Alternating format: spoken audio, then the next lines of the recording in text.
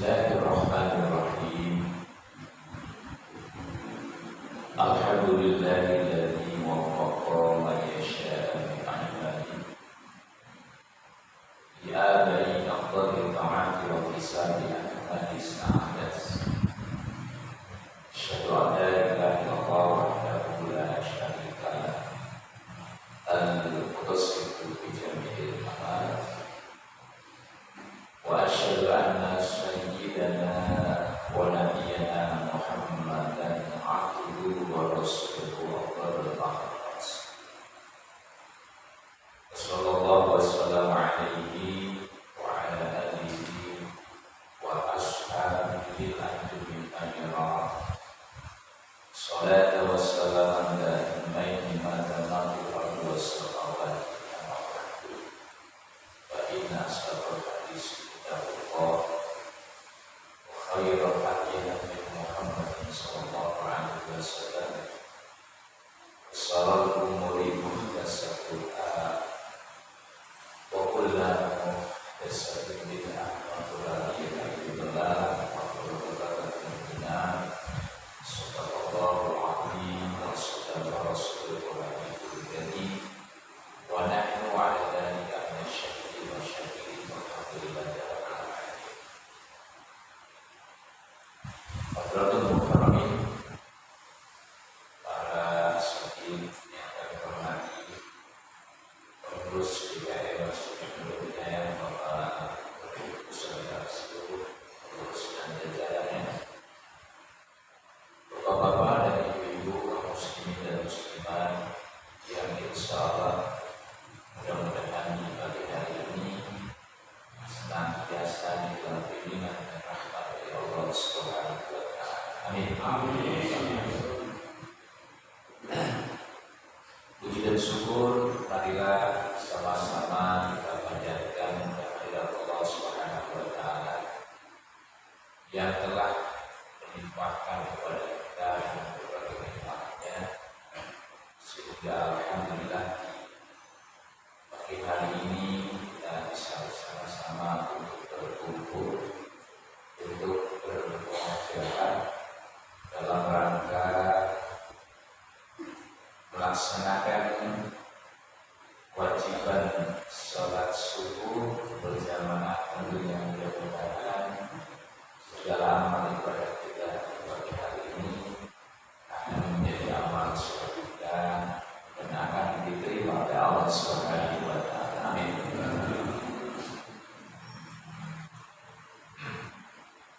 Salawat dan salam marilah sama-sama kita sanjungkan ke harga junjungan kita baginda Nabi Muhammad sallallahu alaihi wasallam, pada para keluarganya, para sahabat-sahabatnya, dan kepada pengikutnya hingga akhir zaman. Di pagi yang indah ini marilah kita bersama-sama menyiapkan niat kita, mudah-mudahan dengan segala apa yang kita niatkan karena Allah Subhanahu wa taala kita akan mendapatkan kebaikan-kebaikan dan keberkahannya baik di dunia dan di akhirat.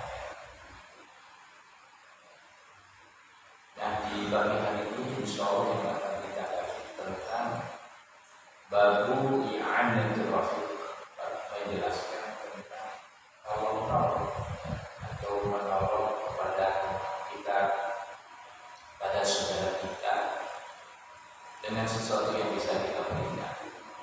Jadi yang namanya menolong itu bukan hanya sekedar kita memiliki uang.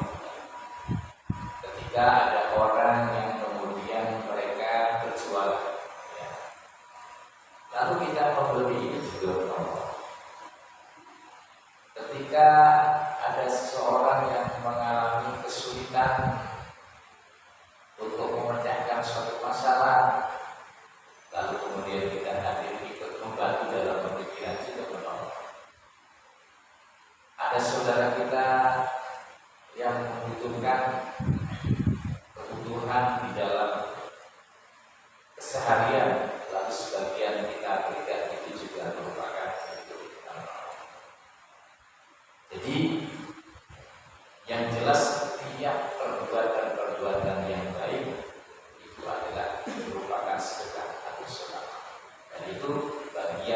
kepada bentuk-bentuk cara kita menolong manusia. Nah, kenapa Bapak-bapak dan Ibu-ibu bahwa kita diperintahkan untuk saling menolong atau menolong saudara-saudara kita? Karena ini berkaitan dengan apa yang dilakukan oleh seseorang untuk membantu orang lain akan menjadi wasilah atau sebab Allah akan memberikan pertolongan kepada hamba tersebut. Dalam hadis dijelaskan itu wallahu fi 'aunil 'abdi ma kana al-'abdu fi 'auni akhihi. Sesungguhnya Allah itu akan menolong hambanya. Sesungguhnya Allah itu akan menolong hambanya selama hamba itu menolong saudara. Maka Allah tidak akan berlepas terhadap perbuatan-perbuatan baik yang telah diberikan seseorang kepada orang lain, karena memang hukum sebab akibatnya adalah bahwa kebaikan pasti akan berbuah kebaikan. Dan setiap kebaikan, kullu ma'rufin, setiap kebaikan sunnah itu adalah sedekah. Jadi kita mau menolong saudara kita, mau menolong orang lain, mau menolong non-muslim pun sekaligus, itu adalah bentuk-bentuk sedekah. Dan pasti Allah akan memberikan kebaikan-kebaikan terhadap orang yang sudah mengamalkan. Jadi begitu Pak, ajaran Islam akan tidak sekali. Jadi tidak boleh dalam Islam itu untuk saling mencari. Islam itu tidak boleh untuk saling mencari. Dan Islam juga tidak boleh untuk merasa lebih tinggi di antara mereka. Karena yang menilai ketinggian kebaikan seseorang itu adalah dari takwa, dari keimanan. Ya. Dan itu yang menjadi kunci dalam hidup, bahwasanya sesama manusia, sesama umat, sesama muslim itu harus saling tolong. Dan ini ada satu kisah Bapak-bapak. Jadi kisah ini dari sahabat Rasulullah SAW yang telah menceritakan sebagaimana wa'an Abu Sa'id Al-Khudri, dari Abu Sa'id Al-Khudri radhiyallahu anhu, semoga Allah berkata, telah berkata oleh Abu Sa'id, bainama nahnu fi syafari idja'a rajulun ala rahilatillah faja'ala yasrifu basarahu yaminan wasamilan wasimalan. Telah dikatakan dari Abu Sa'id Al-Khudri radhiyallahu anhu bahwa bainama nahnu fi syafari, pada saat atau di suatu saat kami sedang melakukan satu perjalanan. Bila kita melakukan satu perjalanan, kemudian ija'a rajulun ala rahilatillah, tiba-tiba ada seorang laki-laki yang naik kendaraan, yang ada di atas kendaraannya, lalu faja'ala yasrifu basarahu, kemudian dia menoleh pandangannya yaminan wasyimat, ke kanan dan kiri. Jadi kalau kendaraan zaman dulu itu adalah motor, kalau zaman sekarang adalah mobil, motor.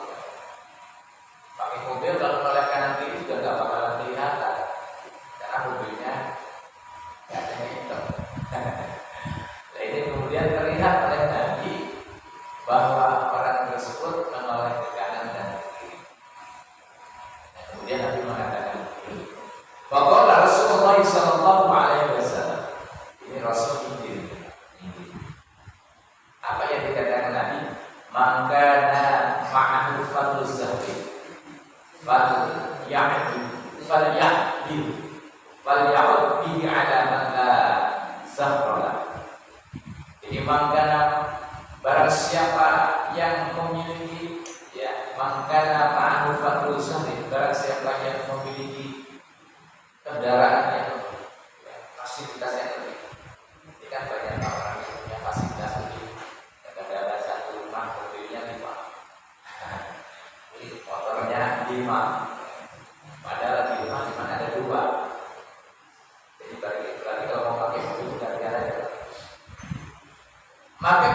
siapa yang memiliki kelebihan kendaraan, ya, kemudian fal ya'ud bihi ala man la zahra, berikanlah kepada orang yang memang tidak memiliki kendaraan. Jadi kalau ada orang yang punya kendaraan, dia punya kendaraan yang lebih dari terpakai, sebaiknya diberikan orang yang punya kendaraan. Kira-kira ada begitu nggak? Memang boleh kalau begitu. Ya. Jadi sampai segitunya Pak Rasul mengajarkan kepada umatnya berbagi, ya kan? Kenapa dia nggak punya kendaraan, nggak punya fasilitas, ya kan? Dia memang benar-benar tidak memiliki kemampuan untuk membeli. Maka sebaiknya kalau misalkan ada orang yang memiliki kendaraan yang tidak dipakai nganggur di rumah, itu akan menjadi pahala yang sangat besar ketika diberikan kepada orang yang tidak memiliki. Sebab ini masalah saudara-saudara kita yang sangat membutuhkan kendaraan. Cuma masalahnya nanti kalau sudah beli dijual itu yang repot. Ya. Jadi memberikan itu ada tiga macam Pak, dengan cara diwakafkan, dengan cara dihibahkan, ya, atau misalnya dengan cara disewakan. Misalnya diwakafkan, ini saya punya kendaraan mobil, saya wakafkan. Artinya orang yang menerima amanah wakaf itu cukup memanfaatkan, diambil hasilnya, tidak boleh dijual, tidak boleh dimiliki Pak. Itu namanya wakaf, ya. Bisa saja saya punya mobil yang tidak terpakai, saya wakafkan, tapi silahkan diambil pemanfaatannya untuk apa? Untuk ojek online, ya kan? Untuk ngantar barang, nanti silahkan diambil, tapi mobilnya tidak boleh dimiliki. Itu cara memberikan barang dengan cara diwakafkan, sehingga mobil ini hanya diambil manfaatnya saja. Kemudian yang kedua dengan cara dihibahkan, diberikan. Sehingga kalau memberikan kepada seseorang menolong, itu jangan memberikan makan seperti apa namanya, jangan hanya memberikan konsumtif, tapi seperti memancing, ya kan? Ketika kita memberikan bantuan kepada orang lain, ya kalau bisa itu bisa produktif, ya Pak, ya. Ini saya bantu supaya nanti bisa lebih baik lagi dalam taraf ekonominya, ya itu lebih baik dibandingkan kita hanya memberikan tapi habis memberikan. Artinya apa? Benar-benar dibekali dengan itu, ya Pak, ya. Ya. Atau misalnya bapak-bapak memiliki pakaian yang sudah tidak dipakai, ya, ini daripada pakaian yang dipakai di lemari, lebih baik diberikan. Nah, itu salah satunya kelebihan. Jadi makna berkaitan dengan hadis tadi adalah bisa itu kemudian dikiaskan dengan barang-barang yang lain. Kita memiliki baju di lemari, kayaknya tidak pernah dipakai, jangan dikasihkan ketika kita sudah mati. Sudah meninggal dunia baru bajunya dikasih ke orang, ya. Maka lebih baik saat kita masih hidup. Sebab Bapak, baju yang tidak dipakai pun itu nanti akan protes kepada Bapak. Makanya kalau pakai baju kalau bisa diurut itu Pak, ya. Diurut, ya. Yang sudah dipakai nanti yang lain lagi dipakai, yang lain lagi kan. Jadi sebaiknya diberikan kepada orang lain. Apakah boleh memberikan pakaian yang sudah kita peroleh? Karena banyak orang yang membutuhkan. Lain, Bapak. Sebab memang kadang-kadang orang kan cuma beli untuk koleksi saja, Pak. Itu maka akan dipakai, lama-lama bukan dipakai rusak, tapi rusaknya karena naruh saja. Itu lebih baik diberikan kepada orang lain dan itu bisa lebih bermanfaat. Sehingga sampai wafatnya Rasul, beliau itu tidak memiliki apa-apa, ya. Tidak memiliki apa-apa, tidak memiliki warisan tanah beribu-ribu hektar. Kalau zaman sekarang, kalau jadi pejabat tidak punya apa-apa, nanti setelah pensiun kan tidak rumahnya. Nah, kan gitu ya. Hasilnya banyak yang mungkin karena hasil kerjanya kan, ya. Tapi ternyata banyak juga yang pada akhirnya tersandung kasus dan sebagainya. Jadi Nabi ketika wafat dia tidak memiliki apapun. Nah ini makanya perlu ditegaskan lagi, kalau memiliki benda-benda yang lebih sekiranya memang tidak bisa diberikan kepada orang lain. Sebab apa? Itu amal perbuatan yang baik. Setiap perbuatan yang baik adalah sedekah, merupakan sedekah.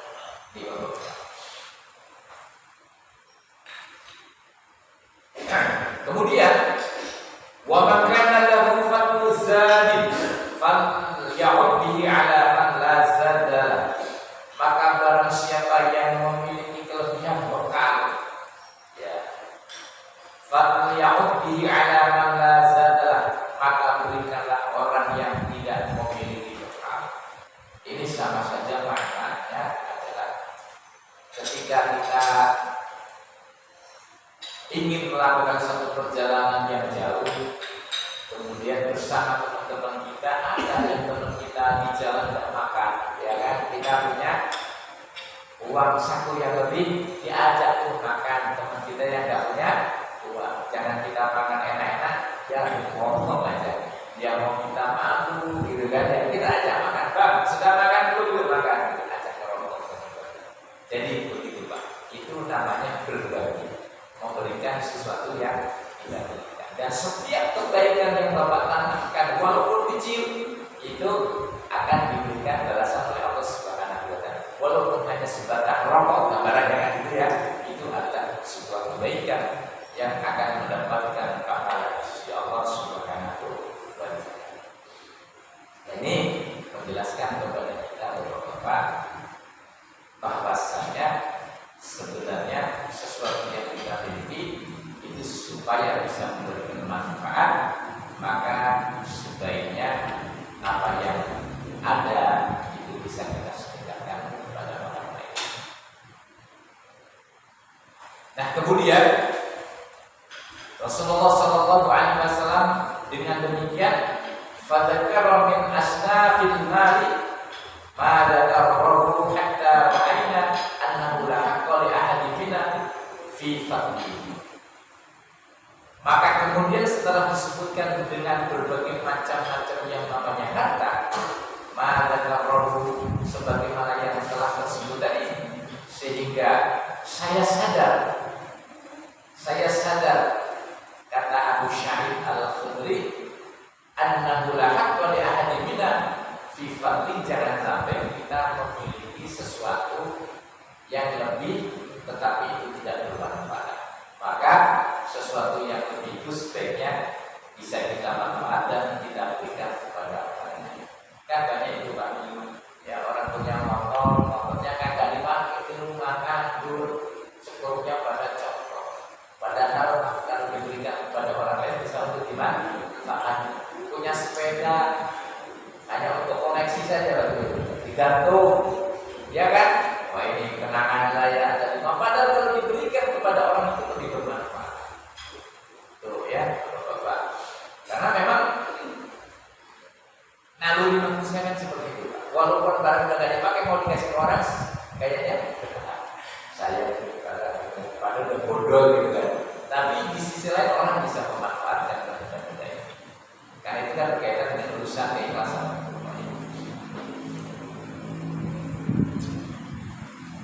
Nah, kemudian wa'an Jabir radhiyallahu anhu, dari Jabir radhiyallahu anhu, an Rasulullah sallallahu alaihi wasallam, dari Rasulullah sallallahu alaihi wasallam, sebagaimana Jabir telah menceritakan dari Rasulullah sallallahu alaihi wasallam, annahu arada ayahsuwa, sesungguhnya ketika Rasulullah sallallahu alaihi wasallam berangkat perang zaman dulu itu memang kerjanya perang. Jadi kalau zaman dulu perang itu bapak-bapak orang dengan ikhlas. Kayak dulu kita waktu perang pada tanggal 10 November ya. Itu kan rakyat berperang dengan sukarela datang. Nah, pada masa Rasulullah sallallahu alaihi wasallam, ketika orang-orang mau berperang, mereka berangkat, karena ini berkaitan dengan membela tanah air, Pak. Ya, hubbul watan minal iman, cinta tanah air adalah merupakan bagian daripada iman. Maka negara ini harus dipertahankan. Dan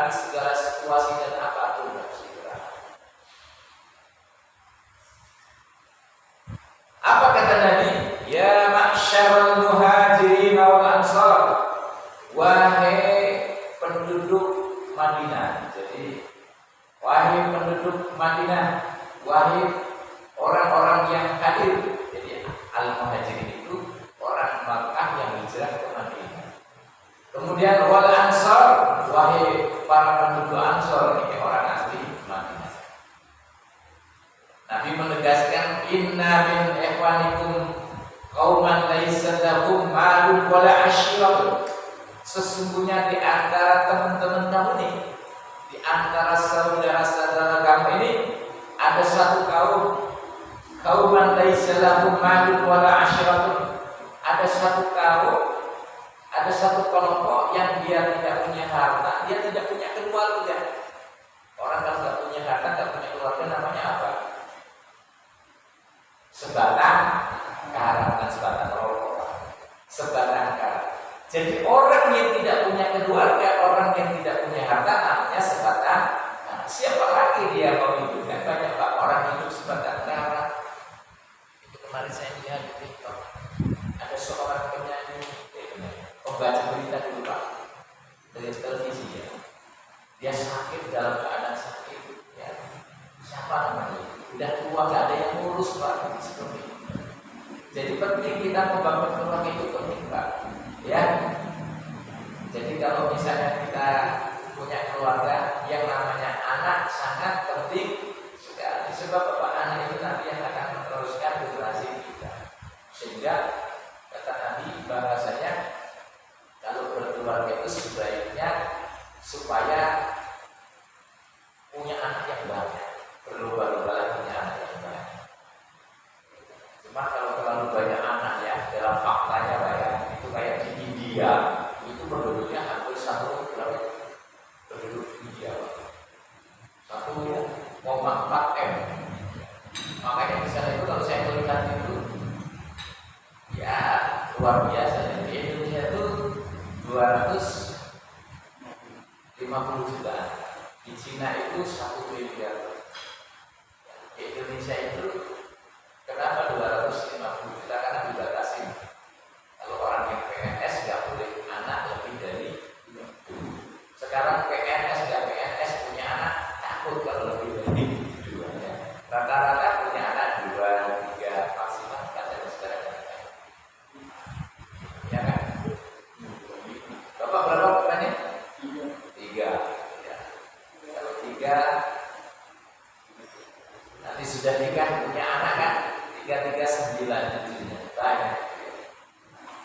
Makanya dalam keturunan itu segitu banget. Jadi diceritakan bahwasanya pada waktu itu ada kelompok orang-orang yang dia tidak punya keluarga, dia tidak punya harta, ya. Maka kemudian, ya kalau nggak punya harta berarti dia mau berangkat nggak punya kendaraan. Fal yadumma ahadukum ilaihi rajulaini wassalasa. Maka sekarang ini aja kendaraan kita itu sedikit, sedangkan kita banyak yang ada di sini, sehingga gabungkanlah di antara 2 atau 3 orang. Fama li ahadina min zahir yahmilu ila ubatin ka'ubatin yani ahdi. Sehingga karena kendaraannya itu sedikit, orang yang banyak, 1-2 orang digabung menjadi satu supaya naik satu kendaraan.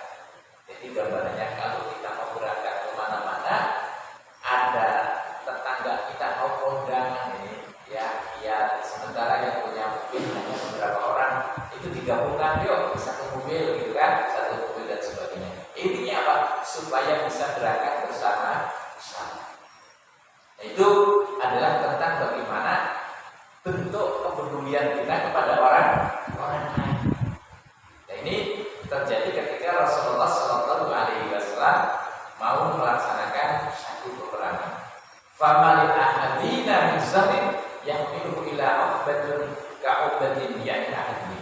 Maka kala fadomantu ila ya isnaini aw salasatan mali ila ubatin ka'ubati ahdi min jamani. Ya sudah, kata Abu Syaib, sekarang aku gabungkan di antara orang atau 3 orang ini supaya ikut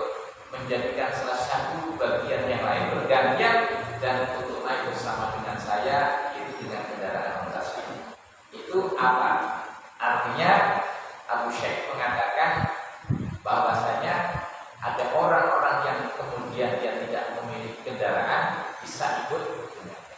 Jadi kalau kita misalnya lagi naik motor, Pak, lagi naik mobil, ada teman kita yang lagi ngejegrek nunggu kendaraan, ya daripada dia naik ojek online, mendingan kita bawa. Tapi jangan sampai pura-pura nggak lihat ya, bukan lihat terusnya gitu. Lebih baik diangkut aja dulu, Pak. Yuk ikut ya, biar ikut orang-orang ini ongkos dan sebagainya. Itu artinya Bapak, itu saling tolong-menolong kepada saudara-saudara kita. Sehingga ini kan bagian meringankan daripada beban mereka.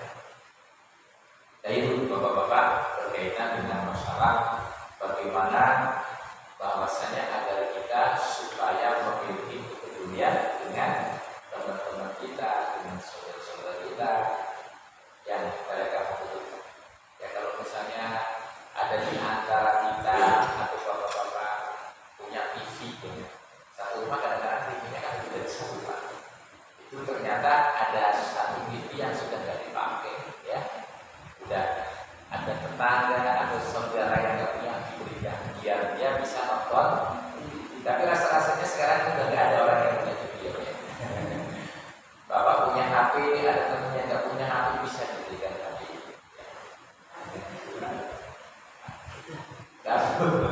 Cuma nanti dikasih dijual ya. Jadi kemanfaatnya aja. Ya, janganlah kalau dijual ya. Kalau misalnya dijual mendingan kita jual sendiri. Lalu kalau kita mau bantu karena dia susah kita berikan uangnya. Bahaya zaman sekarang menjual HP, Pak. Bahaya nggak kira-kira? Kita menjual HP zaman sekarang bahaya nggak kira-kira? Bahaya, data kita bisa keambil. Orang gara-gara hanya buka undangan aja itu bisa menjebol. Zaman sekarang luar biasa, Pak, udah canggih. Jadi benar dulu pernah ngasih dariannya tahun 2000, ya kan gitu ya. Pokoknya semua serba mesin ya. Sekarang tahun 2024 semuanya serba mesin. Betul kan Pak ya? Betul ya. Kalau mau ceramah begini zaman dulu Pak harus ke studio TV kan.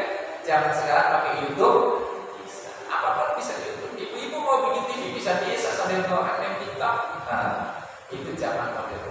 Mau belanja online bisa nggak? Bisa. Kirim duit online. Jangan dulu kan butuh duit di kampung, ya udah besoknya ada yang biasa, ada yang apa namanya kilat, ya, lama nunggu 3 hari. Ini kok kadang-kadang surat dari pos. Wah, zaman sekarang tinggal kirim rekening, klik. Sekarang repot, gak usah repot-repot mau belanja, pakai HP aja udah. Ya, sekarang itu sekarang online Pak, dipermudah. Mau makan gampang nggak? Online ada nggak sekarang? Online tinggal pesen, tapi makan yang online tapi keluar makan ada. Jadi belanja dulu, baru nanti keluar. Itu zaman modernisasi sudah luar biasa. Nah ini adalah berkaitan dengan masalah bagaimana kita tolong menolong kepada saudara. Nah begitu juga Bapak-bapak, ketika kita mau naik kendaraan yang kita kendarai, itu sebagaimana Rasulullah SAW yang juga beliau tidak pernah terlepas apabila beliau naik kendaraan itu selalu berdoa. Kenapa kendaraan ini bisa membuat kita selamat, bisa juga membuat kita celaka? Ada nggak orang yang gara-gara kendaraannya celaka? Nah, di dalam surah Az-Zukhruf dikatakan sebagaimana Allah Subhanahu wa taala berfirman, "Wa ja'ala lakum minal fulki wal an'ami ma tarkabuna litastawu 'ala suhurihi." Wa ja'ala lakum minal fulki, dan telah menjadikan bagimu minal fulki. Jadi Allah telah menjadikan kapal untuk kita. Kalau kapal itu terbuat dari apa, Pak? Kapal dibuat dari besi. Zaman dulu kapal dibuat dari kayu. Zaman dulu kapal cara bergeraknya dengan angin, dengan layar kan. Tapi kemudian ditemukan teknologi airnya dengan tenaga uap. Sekarang kapal bisa juga dengan tenaga listrik, kapal bisa dengan tenaga nuklir. Tapi yang bikin kapal siapa? Manusia. Namun sebelum terjadinya atau sebelum ada kapal seperti sekarang ini, Allah mengatakan waja'an lakum minal fulki, dan telah menjadikan bagimu oleh Allah adalah kapal. Walaupun kapal itu buatan manusia, tapi hakikatnya adalah Allah Subhanahu yang memberikan ilmu adalah. Coba bayangkan Pak, kapal begitu besar, panjang kapal berapa itu? Hampir 500 meter. Lebar kapal itu bisa 50 meter. Dengan membawa muatan yang hampir 3.000 orang. Bahkan kalau kita melihat kapal pesiar Pak, itu seperti hotel kan. Itu melewati lautan yang begitu membentang. Kenapa dia bisa bergerak, bisa berjalan? Itulah karena kehendak Allah Subhanahu wa ta'ala. Sehingga tenaga angin itulah yang menggerakkan kapal kemana dia akan berjalan. Lalu kemudian dengan satelit, ya, itu bisa bagaimana kapal menuju ke tempat di mana dia akan pergi. Maka di sini dijelaskan waja'alna lakum minal fulki wal an'am. Kami jadikan kapal sebagai tumpangan bagimu, karena zaman dulu kalau orang mau menempuh dari pulau, dari negara ke negara nggak bisa dengan kendaraan darat, hanya dengan kendaraan dengan kapal. Nah sekarang kapal itu sudah desain sangat luar biasa seperti hotel. Jadi yang namanya kapal pesiar kalau sudah di dalam Pak, itu seperti hotel, seperti mall ya. Di situ ada barnya, di situ ada kolam renangnya, di situ ada tempat hiburan dan sebagainya. Itu bagaimana dia bisa membelah lautan, gelombang tinggi yang sangat besar. Itu karena kehendak Allah Subhanahu wa ta'ala. Wal an'am, dan kami jadikan binatang ternak sebagai kendaraan. Apa binatang ternak yang dijadikan kendaraan bagi kita apa? Kuda. Apalagi? Onta. Itu kalau bukan karena Allah, itu kuda gak bakalan bisa untuk kita naiki, ya kan? Dia akan liar, tapi kuda bisa dijadikan kendaraan juga. Maka kabuna yang ia naikin itu lihat tas tamu ada sumuri, dan duduk di atas punggungnya. Kalau naik kapal kita berada di dalamnya. Kalau sekarang kan kendaraan bagi kita bukan kuda dan onta, tapi mobil, kereta, motor dan sebagainya. Summa tadkuru nikmata rabbikum, kemudian sebutlah oleh nikmat Tuhan kamu idza stawaitum alaihi, di saat kamu sedang mau berjalan untuk naik kendaraan itu, wa taqulu, maka ucapkanlah. Ini Allah yang mengajarkan kepada kita. Apa yang kita baca di saat bapak-bapak sudah naik di dalam kendaraan adalah subhanalladzi sakhkhara lana hadza wa ma kunna lahu muqrinin wa inna ila rabbina lamunqalibun. Artinya apa? Ini kan ada artinya Pak. Subhanalladzi, maha suci Allah, alladzi sakhkhara, yang telah menundukkan hadza kendaraan kapal ini. Kalau tidak ditundukkan sama Allah ngapok itu. Coba ketika ada gelombang besar, luar biasa kan? Kuda kalau nggak Allah yang menundukkan itu bisa mingkal-mingkal. Tapi Allah tundukkan semuanya ini. Ini sebagai rahmat dari Allah. Maka sudah Bapak kalau beli mobil baru, ya kalau mau beli mobil misalnya, itu tolong dibaca doanya Pak, supaya mobil yang kita kendarai membawa keselamatan. Kan banyak orang punya mobil baru, baik pulang kampung, kalau pulangnya berita juga pindah lagi Madinah ini. Banyak orang yang kemudian dia punya kendaraan baru, dia kepengen menikmati kesenangan hartanya, tapi apa yang dia dapatkan? Musibah. Makanya sebaiknya sebelum mobil ini kita naikin, bacakan doa subhanalladzi sakhkhara lana hadza wa ma kunna lahu muqrinin wa inna ila rabbina lamunqalibun. Enggak usah dimandikan langsung. Baca doa ini.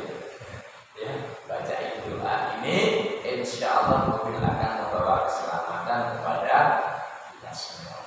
Kenapa? Ini artinya adalah ya Allah Maha Suci, Engkau yang telah menundukkan kendaraan ini, wa ma kunna lahu muqrinin, dan tidaklah bagi kami sebelumnya bisa Wa inna ila rabbina lamunqalibun, dan sesungguhnya kepada Tuhan kami akan kembali. Kepada siapa kita minta pertolongan dan keselamatan? Hanya kepada Allah Subhanahu wa ta'ala. Bapak-bapak yang dirahmati Allah Subhanahu wa ta'ala. Nah, oleh karena itu berkaitan dengan ini, satu lagi hadis yang akan saya bacakan bapak-bapak. Sebagaimana Rasulullah SAW karena idastawa ala ba'iri kharijan ila syafari, ketika Rasul naik ontanya di saat beliau ingin melakukan satu perjalanan yang jauh, kan baru salah satu beliau baca takbir 3 kali. Ya, jadi kalau kita mau naik mobil baca takbir berapa kali Pak? 3 kali. Allahu Akbar, Allahu Akbar, Allah. Kemudian setelah membaca takbir 3 kali, subhanalladzi sakharana hada wa ma kunna lahu muqrinin. Kemudian wa inna ila rabbina lamunqalibun. Lalu kemudian Nabi membaca doa lagi, Allahumma ya Allah, inna nas'aluka fi syafa'ati hadzal birra. Aku memohon kepada Engkau ya Allah, dalam perjalanan kami adalah perjalanan yang baik, jangan perjalanan maksiat. Mau kemana Pak? Mau ke Cianjur. Mau ngapain? Dinas. Padahal kesana tujuannya lain. Nah itu. Makanya kita mohon kepada Allah, ya Allah, semoga kami dalam perjalanan yang baik. Waktu dan perjalanan takwa, apa artinya? Di saat di perjalanan mendengarkan adzan kita turun. Apa itu? Salat. Itu namanya perjalanan baik dan perjalanan takwa. Wa minal amali batardar, dan apa yang kami kerjakan ini adalah apa yang telah semoga meridhoi Allah. Sehingga ketika kita berpergian itu jangan sampai tak punya tujuan. Tujuan yang diridhoi satu tujuan baik. Tujuan yang diridhoi di perjalanan tidak pernah menghilangkan nilai-nilai ketakwaan. Ini kan ada Pak, orang pergi tujuannya maksiat. Nah ini yang kita berdoa. Allahumma hawwin 'alaina syafarna hada. Ya Allah, permudahlah kami dalam perjalanan kami. Kan banyak Pak orang yang di perjalanan tiba-tiba banyak kesulitan. Ya enggak? Tiba-tiba mengalami masalah di perjalanan. Maka kita mohon kepada Allah dipermudah. Wa bi'anna ba'dahu, dan tolong disingkat perjalanan yang jauh. Makanya Nabi Sulaiman itu kenapa Pak itu bisa melakukan perjalanan saja, gitu kan? Itu dia punya doa yang sangat istimewa. Ya. Jadi persingkatlah perjalanan kami yang jauh. Allahumma anta sahibu fi syafar. Ya Allah, sesungguhnya Engkau sebagai teman saya dalam perjalanan. Siapa yang akan menjadi teman kita dalam perjalanan? Allah Subhanahu wa ta'ala. Ya. Wal khalifatu fil ahli, dan jadikanlah Engkau sebagai wakilku di rumahku. Kenapa? Ketika kita berangkat, istri dan anak kami kita tinggalkan. Supaya apa? Yang menjaga harta kita, menjaga istri kita adalah Allah Subhanahu. Allahumma inni a'udzubika min wahsyai syafari. Ya Allah, aku berlindung kepada Engkau ya Allah dari sukarnya perjalanan. Jangan sampai dalam perjalanan kita mengalami kesukaran. Wa kabati al-manzari, dan jangan sampai ya Allah kami mengalami sesuatu yang menyedihkan. Wasu'il munqalabi fil mali, dan jangan sampai kami mengalami keburukan di saat kami kembali harta kami dan keluarga kami, wal waladi, dan anak-anak kami. Jadi itu Pak yang dibaca oleh Nabi. Intinya kita mohon keselamatan dalam perjalanan, minimal membaca Bismillahi la haula wala quwwata illa billahil aliyyil azim. Bismillahi majriha wa mursaha bi rahmatika ya arhamar rahimin. Insyaallah hidup dalam perjalanan diselamatkan oleh Allah Subhanahu. Amin ya rabbal alamin. Ini saja mungkin barangkali Bapak-bapak, mudah-mudahan bisa bermanfaat. Insyaallah dengan segala kebaikan sekecil apapun yang kita lakukan akan menjadi sedekah. Mudah-mudahan segala sesuatu yang kita kerjakan di pagi hari ini akan mendapatkan kebaikan dari Allah Subhanahu wa ta'ala. Amin ya rabbal alamin. Demikian mungkin barangkali yang bisa saya sampaikan. Sebelum ditutup, mungkin barangkali ada yang mau dipertanyakan kami bisa. Seorang istri boleh memandikan suami. Jadi suami boleh memandikan istrinya. Tapi istrinya Pak, bukan istri tetangga. Ya Pak ya. Seorang suami boleh memandikan istrinya, tapi istrinya Pak seorang bapak boleh memandikan anaknya, tapi tanda kutip anak perempuan yang sudah dewasa, bapaknya tidak boleh memandikan karena berkaitan dengan aurat. Ya, kalau anaknya belum dewasa boleh. Ya, sama seorang anak perempuan tidak boleh memandikan bapaknya. Ya, walaupun dia kedudukannya adalah anak. Siapa yang memandikan? Kalau tidak ada anak laki-laki, berarti kan saudara laki-laki ada. Itu Pak ya. Ini berkaitan dengan masalah aurat. Itu Pak ya. Ya. Silakan, karena Rasul dulu pernah berpesan. Ya. Ini ada kasus sebelum keduanya ini meninggal, si A dan si B. Si A ini sebelum meninggal itu dia memberikan hibah, bukannya hibah sebenarnya, hanya pesan kepada si B untuk jangan meninggalkan tempat yang ditinggalkan. Itu sudah dari ini mungkin sekitar lebih dari 40 tahun gitu. Nah, sebelum si A sudah meninggal duluan, tas si B ini didesak sama kedua anaknya si A yang sudah meninggal, kedua orang, untuk memberikan haknya pada anaknya gitu. Jadi dia nggak diusir, tapi hanya diberikan sepertiganya barang bukti. Atas dibuatlah seperti musyawarah atau kesepakatan gitu dan keluarga yang disaksikan beberapa keluarga gitu. Intinya 2/3 jajaran itu diambil haknya buat ahli waris. Nah, sepertiganya itu istilahnya dihibahkan. Setelah sudah dia kesepakatan dibuat kontrak itu dibuat surat hibah. Setelah itu si B-nya kan sudah meninggal, tapi sampai larut itu dari enggak si anaknya dari si A ini tidak ada kemauan untuk memecah surat itu bagaimana ya? Ya, si A ini siapa nih? Si A ini yang punya tempat.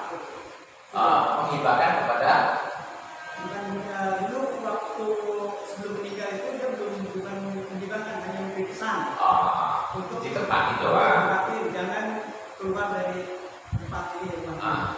Yang dipasrahin untuk menempatin siapa dengan si A itu apanya? Masih ada Keluarga. keluargaan. Si B ini anak dari si A. Terus ada lagi anaknya si C atau si D ini meminta haknya kepada si B yang ditempatkan. Oh, jadi si A berpesan kepada si B Ya, untuk menempati tempat dia, untuk menempati doang. ya.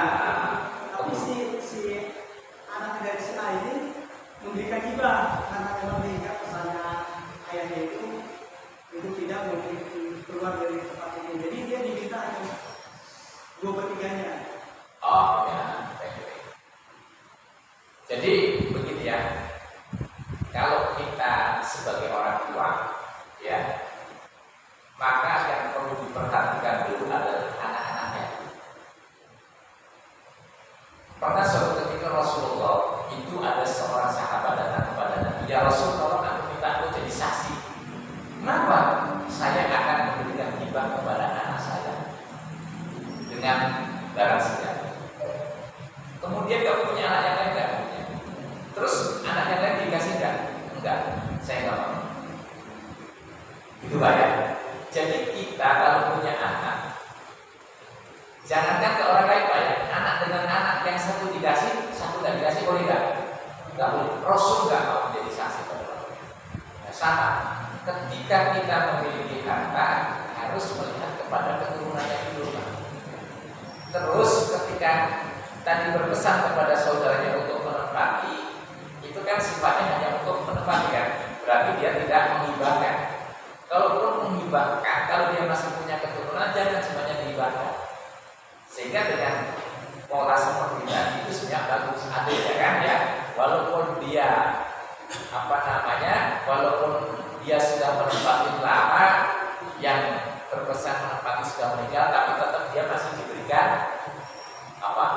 bagian malah ya sepertinya besar kayak itu besar. Karena secara hak dia nggak ada, tapi dia masih mendapatkan hak. Kemudian yang 2/3 ini dibagi anak-anaknya, itu sebenarnya asas keadilan ya. Artinya apa? Jangan sampai juga si A berpesan kepada si B untuk menempati, sementara dia punya anak tapi nggak ada bagian apa. Itu juga bahaya dalam manusia. Yang penting ada kesepakatan tadi Pak. Nah kalau sudah kesepakatan betul harus diberikan juga, ya kan? Jangan sampai ditahan, karena kesepakatan ini menjadi amanah, ya kan? Cuma harta ini yang kemudian ditinggal mati oleh si A, ya kan? Karena status tanahnya tadi belum jelas, berarti jatuhnya menjadi tanah waris. Kalau tanah waris yang punya hak adalah anak-anak, orang lain tidak punya hak untuk mendapatkan. Tetapi karena mungkin punya hubungan yang baik, pernah misalnya perawat bersama dan sebagainya, boleh melalui wasiat tidak lebih dari 1/3 betul. Kalaupun diberikan saudaranya ini karena mungkin dia pernah merawat berarti 1/3. Jadi jatuhnya adalah waris. Kenapa? Waris itu adalah harta yang telah ditinggal oleh orang yang punya, ya. Kemudian dia meninggal dunia. Siapa yang disebut ahli waris? Ahli waris itu adalah anak, istri, kalau masih punya istri, ya kan? Dan orang tua kalau dia memang masih memiliki orang tua. Kalau nggak punya orang tua berarti jatuh kepada istri dan anak. Kalau nggak punya istri berarti jatuhnya ke anak. Gitu Pak ya? Nah, itu adalah jatuhnya waris. Maka kalau sudah demikian kasus dan kejadiannya, tentu musyawarahkan sesuai dengan hak-haknya. Nanti berikan sesuai dengan kesepakatannya. Gitu Pak ya? Ya Mas. Sama-sama. Silakan. Assalamualaikum warahmatullahi wabarakatuh. Waalaikumsalam warahmatullahi wabarakatuh. Mohon izin Pak, saya bertanya terkait dengan materi pembahasan materi pada hari ini. Ya. Kalau tidak salah mohon diluruskan saja Pak, ayatnya ini mohon diluruskan. Bismillahirrahmanirrahim. Ta'awanu 'alal birri wat taqwa wa la ta'awanu 'alal ismi wal 'udwan. Disuruh saling tolong-menolong dalam jalan kebaikan dan takwa. Oke, baru Bapak sudah terangkan tadi masalah tolong-menolong dalam jalan kebaikan.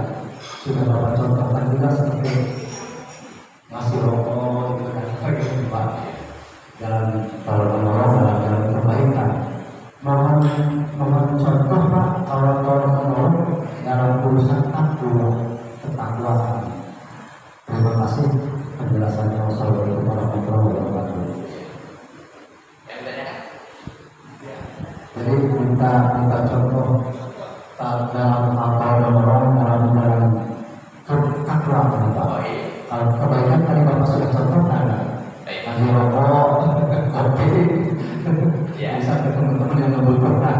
Itu dalam hal kebaikan Pak. Apa? Ta'awanu 'alal birri wat taqwa wa la ta'awanu 'alal ismi wal 'udwan. Kalau tidak salah itu seperti itu Pak. Ya. Saya mohon penjelasan, tolong penjelasan. Takwaan ya, baik. Iya. Jadi kalau menolong dalam kebaikan itu bentuknya berkaitan dengan masalah sosial. Tapi dalam ketakwaan dia berkaitan dengan keimanan. Ada orang yang belum muslim, kemudian kita sampaikan tentang bagaimana keimanan itu bisa menyelamatkan, akhirnya orang tersebut masuk dalam Islam. Itu ketakwaan. Menolong dalam ketakwaan orang yang belum sholat diajak ikut menjadi sholat. Orang yang belum puasa kemudian dia berpuasa, itu dalam ketakwaan. Wa ta'awanu 'alal birri wat taqwa wa la ta'awanu 'alal ismi wal 'udwan. Tolong menolonglah kamu dalam kebaikan dan ketakwaan. Jangan kamu tolong menolong dalam dosa, dalam kejahatan. Kita tidak boleh. Misalnya ada maling, wah, nanti sahabat dia ya, yang penting 10% buat saya, itu tidak boleh. Itu tidak boleh, itu kejahatan. Gitu Pak ya. Ya. Jadi kebaikan berkaitan dengan iman, perbaikan ibadah. Ya. Ada seorang ibu hamil dua, tapi anaknya meninggal dalam perut. Itu apa boleh dipakai? Boleh Kan atau tidak? Anak meninggal dalam perut? Boleh. Boleh.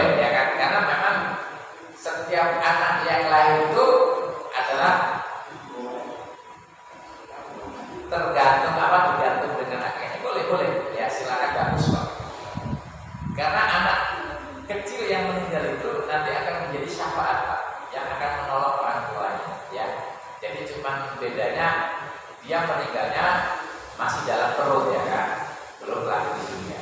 Tapi hakikatnya dia sudah dalam keadaan sebagai manusia yang sempurna. Silakan ya. Boleh. Terima kasih Bu. Ya.